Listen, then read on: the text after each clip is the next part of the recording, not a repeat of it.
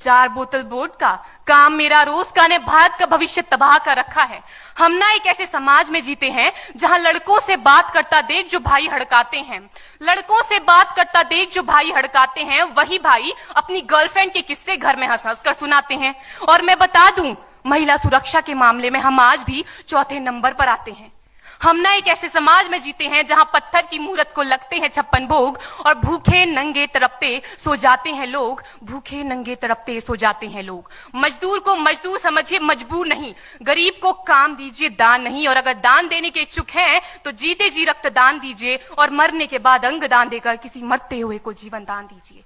यही सच्ची देशभक्ति और यही सच्चा राष्ट्र प्रेम है। ना सरकार मेरी है ना रब मेरा है, ना सरकार मेरी है ना रब मेरा है, और ना ही ये बड़ा सा नाम मेरा है। बस इतनी सी बात का गुरूर है मुझे कि मैं भारत की हूं और ये भारत मेरा है और ये भारत मेरा है। परंतु एक वैचारिक बीमारी हमारे समाज में मुझे नजर आती है। कहा जाता है हम दुनिया के सबसे बड़े लोकतंत्र हैं, जहां हिंदू पैदा होते हैं, मुस्लिम, सिख और ईसाई भी पैदा होते हैं, लेकिन बदकिस्मती है अब इंसान पैदा नहीं होते। और मेरे विचारों में ना हिंदू की जरूरत है ना मुसलमान की जरूरत है। राष्ट्र निर्माण के लिए केवल अच्छे इंसान की जरूरत है, केवल अच्छे इंसान की जरूरत है। जरा सोच कर देखिए, ये पेड़ पौधे और शाखाएं भी परेशान हो जाएं अगर परिंदे भी हिंदू और मुसलमान हो जाएं। एक शैक्षणिक बीमारी भी हमारे समाज में मुझे नजर आती है, और बड़े ही आश्चर्य की बात है जिस देश ने पूरी दुनिया को तक्षशिला और नालंदा देकर के विश्वविद्यालय शिक्षा की बुनियाद रखी, आज विश्व के 100 सर्वश्रेष्ठ विश्वविद्यालयों में हमारा एक भी विश्वविद्यालय खड़ा नहीं हो पाता। जहां एक और हमारे पास IIT, IIM और NIT जैसे शिक्षण संस्थान हैं, तो वहीं दूसरी ओर इस देश के गरीबों को बेरोजगारी की जमात में खड़ा करने के लिए उनके हाथ में सर्व शिक्षा अभियान का झुंझुना पकड़ा दिया जाता है। और मैं बता दूं, इस शैक्षणिक बीमारी का केवल एक कारण वो ये कि हमारे देश की शिक्षा नीति केवल 2 तरह के लोगों के लिए बनती है। पहले वो जो विद्वान हैं और दूसरे वो जो धनवान हैं। इसी तरह की कई गजब की बीमारियां हैं, और इन बीमारियों की जो जड़ है ना, वो हमारा अंधविश्वास। और मेरे विचारों में जब तक इस देश का युवा अपनी सफलता के लिए मंदिरों में जा जाकर नारियल फोड़ फोड़ कर भगवान को रिश्वत लगाता रहेगा, हमारे समाज का शिक्षित वर्ग ही बिल्ली के रास्ता काटने पर खड़े हो जाना, अपने धर्म अपनी जाति को ऊंचा मानकर दूसरों के धर्म की अवहेलना करता रहेगा, तब तक ना तो इस देश से अंधविश्वास खत्म होगा और ना ही हमारा राष्ट्र निर्माण संभव होगा। हमारी संस्कृति, हमारी सभ्यता को दुनिया ने शीश नवाया है, तो क्यों आस्था के नाम पर हमने अंधविश्वास फैलाया है? मेरे विचारों में हमारा राष्ट्र निर्माण तब संभव होगा जब इस देश में महिलाओं की पूजा नहीं, उनकी इज्जत की जाएगी। राष्ट्र निर्माण तब संभव होगा जब हम जातिगत आरक्षण नहीं बल्कि सामाजिक सशक्तिकरण पर बात करेंगे। राष्ट्र निर्माण तब संभव होगा जब स्वच्छता अभियान में केवल सरकार नहीं बल्कि सड़क पर चलने वाला हर एक नागरिक हाथ बंटाएगा, स्वच्छ भारत स्वस्थ भारत को दिल से अपनाएगा। असल मायने में हमारा राष्ट्र निर्माण तब संभव होगा जब एक गरीब बच्चा मध्याह्न भोजन के नहीं बल्कि ज्ञान अर्जन के लिए सरकारी स्कूल की चौखट पर कदम रखेगा। और हमारा राष्ट्र निर्माण तब तक संभव नहीं होगा जब तक एक नागरिक नैतिक रूप से सटीन, चारित्रिक रूप से भ्रष्ट, मानसिक रूप से दिवालिया, धार्मिक रूप से अंधा, राजनीतिक रूप से गंदा, स्वैच्छिक मान मूल्यों के आंकड़ों में जिन्न शिन्न पैपंदमयी अखंड भारत को खंड खंड करता रहेगा, तब तक हमारा राष्ट्र निर्माण संभव नहीं होगा। बड़ी बड़ी बातें नहीं, छोटी छोटी कोशिशें करनी होगी, क्योंकि ठोकर हमें पहाड़ से नहीं पत्थरों से लगा करती है। I being an Indian, I being a student, I being a symbol daughter of this motherland feel proud to be an Indian। और मैं सैल्यूट करना चाहूंगी सरहद पर दिन रात हमारी रक्षा के लिए खड़े हर उस जवान को, इस देश की पुलिस, प्रशासन और किसान को, और इस देश के हर उस व्यक्ति को जो अपना काम पूरी ईमानदारी, पूरी मेहनत और पूरी लगन से करते हैं, जिनके बिना राष्ट्र निर्माण की कल्पना करना भी असंभव सा लगता है। और आज इस मंच पर पूरी जिम्मेदारी के साथ मैं भारत की बेटी ये कहती हूं कि हमारा राष्ट्र निर्माण तब संभव होगा जब हम सभी, मैं, आप, हम सब मिलकर प्रयास करेंगे, क्योंकि हमारे देश की जिम्मेदारी नहीं है हमें आगे ले जाने की, हमारी जिम्मेदारी है अपने देश को आगे ले जाने की, अपने राष्ट्र को आगे ले जाने की, अपने वतन को आगे ले जाने की। शाली है कि हमने स्वतंत्र भारत में जन्म लिया। यूं तो आजादी की लौ 1857 में ही जल चुकी थी, जो वर्षाल बनकर 1947 में हमारे देश को आजाद कराई।